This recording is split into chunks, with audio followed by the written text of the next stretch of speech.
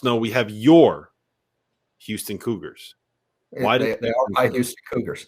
They are your Houston Cougars. I think it's obvious. Can they punk teams outside the American Conference on the offensive glass? Because in essence, Kelvin's a great coach, Hall of Fame coach, whatever. But right now their offense is throw it up and go get it.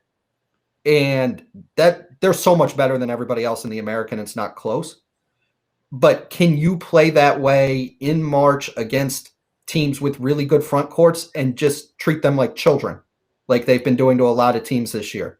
And I don't know if you can do that. And they don't shoot it well enough that they can really, bail themselves out on most nights. So if a team can keep them to a respectable number on the offensive glass, I don't think they can score enough to beat a top-level team. Yeah, that's where I'm at too. And it's a little bit concerning that you are a team that's built around getting to the offensive glass when you're also a team that's built around having like 4 guards that are really good on the floor. They have, what is it? It's Quentin Grimes, the Sasser kid, Dejan Giroux. What's the name of the freshman they got, Snow? Remind me. Mark. Tremont Mark. Yeah, Tremont Mark. So they have 4 really good guards, and they're a team that's built around going and getting offensive rebounds. Like that's the kind of thing that doesn't really make sense. Now, I do think that getting Fabian White back should help. Just another big body up front is something that is going to matter. And I also think that it's worth noting that if it wasn't for who hit the shot, so they played Kentucky in the Sweet 16 in the 2019 tournament. And was it Tyler Hero that hit that jumper? And then it was the Jordan Poole, like 35-footer. I remember the Jordan Poole one. They're 2 shots away from basically having 2 really, really impressive runs through the NCAA tournament. So I do think that there is something to say about that. But your point is right. Look at who they've beaten this year. They are 20-3 on the season, and I'm looking at their schedule right now. And their best win is Texas Tech in the 4 days, on the 4th day of the season.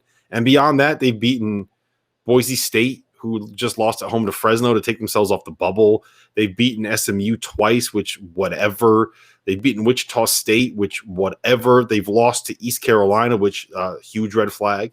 So I don't know. I don't know how I feel about them. And they're when you're really good defensively and you're really good on the offensive glass, I would expect you to have more than like a bunch of 6'5" guys. And I think that's the biggest red flag. Dave, where are you at? I mean, just like any other team that has a bunch of 6'5" guys, depends on who you match up with. I mean, if they match up with somebody that can be dominant in the interior, that's known for rebounding, I just don't foresee them, like he said, like Ryan said, punking these guys on the glass. Now, if they're playing well on the perimeter and they take advantage of these mismatches, it's very possible. I mean, anything's possible, especially late in the year. But from what their non-conference schedule looks like and who they played and who they've beaten during the regular season, I don't know. I'm not too bought in yet. Yeah. All right. So we'll move on in 1 second. I just got to let everybody know that I have a shirt on that says "We Save Balls." You can see right there. It's from it's courtesy of Manscaped. And what Manscaped, our partners, are doing right now is they are running a little bit of a campaign called "Take Care of Your Balls," and it's support for testicular cancer. And it's the whole goal is to just raise awareness for testicular cancer in men ages 18 through 24. So I'm not going to sit here and give you the whole spiel about like why you should go buy the Manscaped cologne or why you need to go get the Lawnmower 3.0 trimmer. What I am going to tell you is that from March 8th to March 30th, any money that you spend at manscaped.com, 1, you get 20% off if you use the promo code FIELD.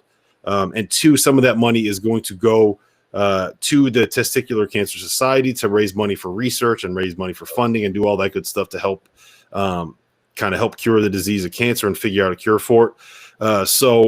Yeah, that's basically all I'm going to say about it is anything that you spend on manscaped.com right now, a portion of the proceeds is going to go to the Testicular Cancer Society, and you get 20% off plus free shipping if you use code FIELD. And trust me, guys, the Lawnmower 3.0, it'll make your lady or your man, the lady or the man in your life, very, very happy if you kind of clean some stuff up. So that's all I got to say about that. We will move forward.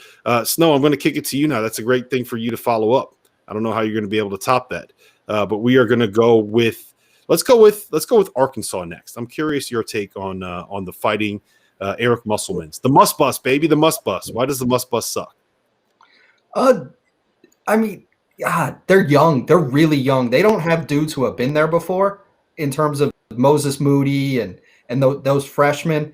And like Justin Smith's kind of a little bit of a revelation for him, but offensively, you can kind of play free safety with, his defender and kind of make Justin Smith beat you. And I don't feel good about that if I'm Arkansas. They're playing really well right now, but I just don't see the guys on their team being able to like match up with the truly elite teams. Like in the SEC, you have some good players and some good teams. I don't know outside of Alabama there's anything bordering on an elite team, except for your beloved Tennessee Volunteers, Rob. But I just think they're kind of, beating up on some teams that are okay, but not great.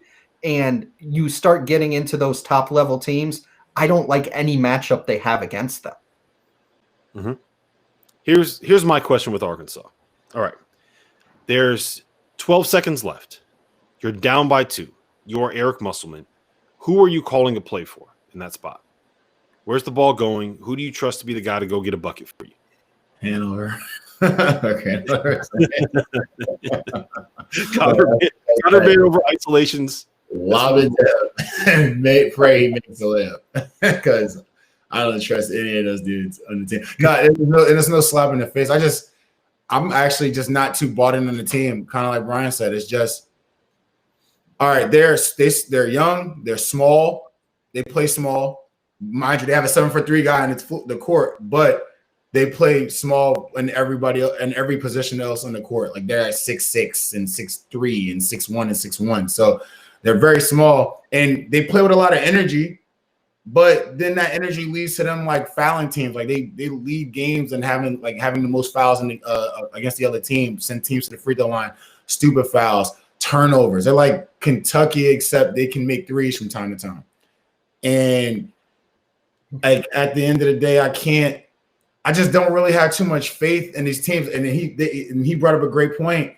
The numbers are kind of skewed. Like they beat up one of the lower teams. I'm really not big on the SEC this year at all, personally. And they beat up on a lot of these lower teams in the SEC, the South Carolinas, and not to kill on South Carolina, but there's not many elite teams in the SEC. And they snuck one against Missouri. They beat Alabama, yes, and they've won a couple recently, but I still like they still get out rebounded. They don't take care of the ball well. They're young. They haven't had anybody that's been there, and I mean, I can't foresee them doing too well later on. Like they're doing great. I kind of feel like they're overachieving. Look at Deshaun just crushing Frank. Hugs is going to get after him for that. Yeah, I'll probably hear about it later, but Frank knows I love him personally. I'm sure he's having his days over there as well. All right.